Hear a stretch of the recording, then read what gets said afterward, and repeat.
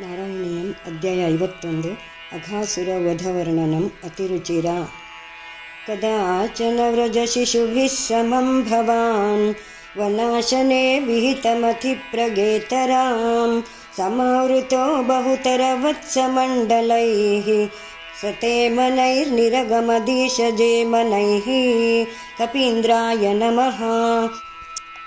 विनिर्यतस्तव चरणाम्बुजद्वयादुदञ्चितं त्रिभुवनपावनं रजः महर्षयः पुलकधरैकलेबरैरुदुहिरे द्रुतभवदीक्षणोत्सवाः भूरिदक्षिणाय नमः।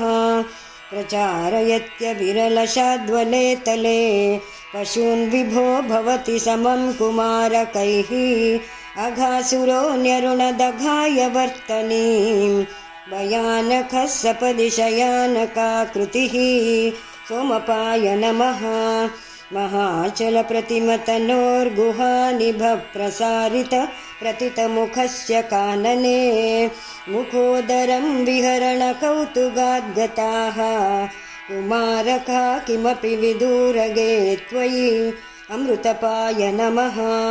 प्रमादतः प्रविशति पन्नगोदरं क्वथत्तनौ पशुपकले सवात्सके विदन्निदं त्वमपि विवेशितः प्रभो सुहृज्जनं विशरणमाशु रक्षितुं सोमाय नमः। गलोदरे विपुलितवर्ष्मणा त्वया महोरगे लुटति निरुद्धमारुते द्रुतं भवान् विदलितकण्ठमण्डलो विमोचयन् पशुपशून् विनर्ययौ पुरुजिते नमः। क्षणं दिवि तदुपगमार्तमास्थितं महासुरप्रभव महो महो महत् विनिर्गते त्वयि तु निलीनमञ्जसा नभस्थले न नृतुरथो जगुस्सुराः पुरुषोत्तमाय नमः।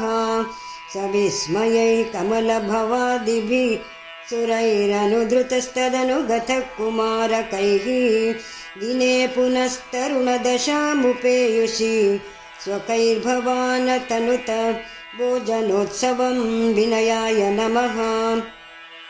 विशानिकामपि मुरलीं नितम्बके निवेशयन् कबलधरः कराम्बुजे प्रहासयन् कलवचनै कुमारकान् बुभोजित त्रिदशगणैर्मुदानुतः जयाय नमः।